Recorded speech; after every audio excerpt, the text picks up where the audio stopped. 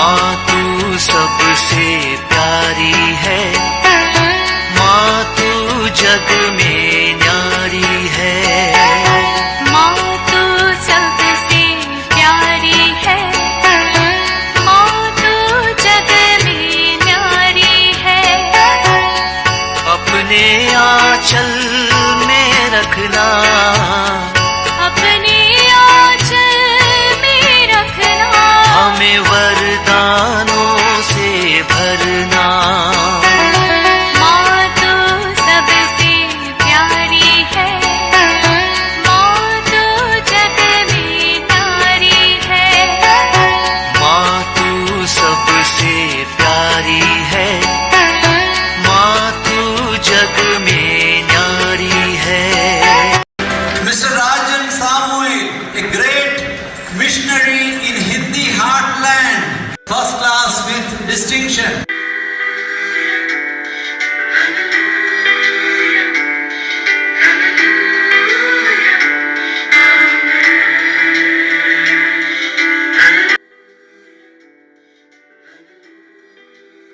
पिता, पुत्र और पवित्र आत्मा के नाम पर आमीन। आप सबों को जय यीशु। आज 10 अगस्त एक महान संत का पर्व है।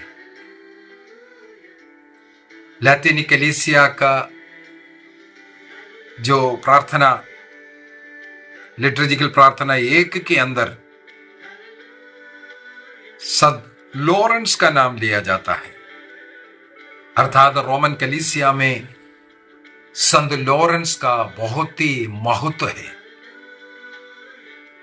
एक प्रतिष्ठित व्यक्ति के रूप में रोमन कलीसिया इनका आदर करते हैं, इसलिए यूकरिस्तीय प्रार्थना एक के अंदर इनका नाम शामिल किया गया है।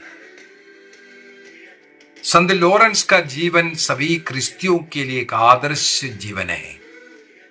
वह मात्र एक डीकन था। हमें मालूम है प्रेरित चरित अध्याय 6 के अंदर आदिम कलीसिया में इन डीकनों को चुनने का, 7 डीकनों को चुनने का और भौतिक कामों में और आध्यात्मिक कामों में पुरोहितों का मदद करने वाले के रूप में हम लोग देखते हैं। इसी प्रकार मदद करने वाला रोम में संत पापा के साथ रह करके वहां के कार्यों में मदद देने वाले एक व्यक्ति था संत लॉरेंस। इनके जीवन का एक संक्षिप्त परिचय में देना चाहता हूं। इनका जन्म कहा जाता है लगभग 225 एडी में स्पेन प्रदेश में हुआ था। स्पेन देश में एडी 225 में इनका जन्म हुआ और मृत्यु को 10 अगस्त के दिन में 2058 में रोम में इनका शहादत हुआ। उस समय पर संत पापा सिक्सटस द्वितीय, सिक्सटस सेकंड के समय पर उनके द्वारा भी, जैसे प्रेरित अध्याय 6 के अंदर 7 डीकन्स को जो अभिषेक कर रखा है, उसी प्रकार संत सिक्सटस के समय पर उन्होंने भी 7 डीकन्स को नियुक्त किया गया था। विशेष रूप से कलीसिया के संपत्ति और गरीबों का देखभाल, इस सब कार्य इनको सौंप दिया था। वो कार्य देखने का जो दायित्व इन डीकनों का था। उस समय पर रोमा सम्राट के द्वारा कलीसिया पर उत्पीड़न चल रहा था। हमें मालूम है 313 तक अनेकों, विशेषकर करीब 15 सम्राटों के द्वारा क्रिस्तियों पर उत्पीड़न किया था। उनमें 257-258 के समय पर सम्राट के रूप में रहने वाला व्यक्ति था वलेरियन।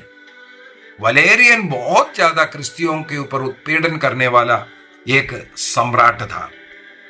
इनके समय पर पोप सिक्सटस द्वितीय को और अन्य 4 ये जो डीकन्स को गिरफ्तार करते हैं और तुरंत उनका हत्या किया। पोप सिक्सटस सेकंड इस सम्राट वलेरियन के द्वारा शहीद हुआ था और उनके साथ 4 अन्य डीकन्स को भी। ये घटना हुआ था 6 अगस्त 258 में। 6 अगस्त 258 में पोप सिक्सटस सेकंड और 4 डीकन्स का हत्या किया था। लॉरेंस भी पकड़ा गया था।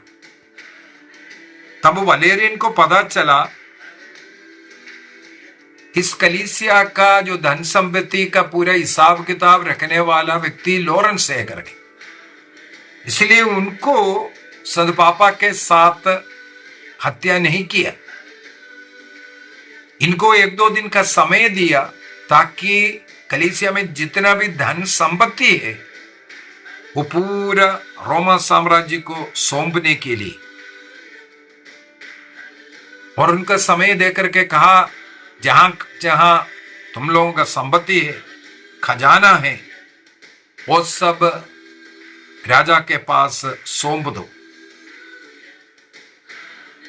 इन मिले हुए 2 दिन में इस संत ने क्या किया, संत लॉरेंस जगह जगह घूम करके जितने भी गरीब, विधवा, अनाथ जिनको कलीसिया मदद करते थे, उनका भोजन, आर्थिक अन्य मदद जो दे रहे वाले ऐसे गरीबों को, अनाथों को, बीमार लोगों को इकट्ठा किया जिनकी सेवा कलीसिया करता आ रहा था। जिस दिन बताया उस दिन उन लोगों को सम्राट वलेरियन के सामने ला करके दिखाया, यही है हमारे कलीसिया का सच्चा धन, ये आपको हम सौंपते हैं, ये बोल करके उनको दिखाया।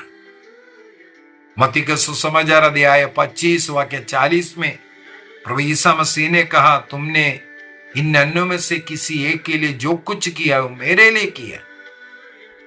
अर्थात कलीसिया केवल बैठ करके प्रार्थना करने वाला, बाइबल उठा करके वचन घोषणा करने वाला मात्र नहीं है, बल्कि समाज में रहने वाले दुखित पीड़ित लोगों का आश्रय बनने की जरूरत है। क्रिस्त की सेवा गरीबों की सेवा है, कलीसिया आदिम काल से समझते हैं। हमें मालूम है आजकल जितने भी, भारत देश को भी ले लो या कहीं विदेशों में भी देख लो, गवर्नमेंट के बाद सबसे ज्यादा गरीबों की सेवा करने वाला संस्था क्रिस्तीय संस्था मिलेगा। करोड़ों करोड़ों रुपया ये क्रिस्तीय संस्था गरीबों पर हर वर्ष खर्च करता है। सरकार जितना खर्च कर रहा है इसके सेकंड अगर किसी भी देश का देखना, ये क्रिस्तीय लोगों का खर्चा मिलेगा, क्योंकि क्रिस्त ने यही सिखाया। केवल बाइबल उठा करके भाषण देना या एक जगह पर प्रार्थना करते रहना काफी नहीं है।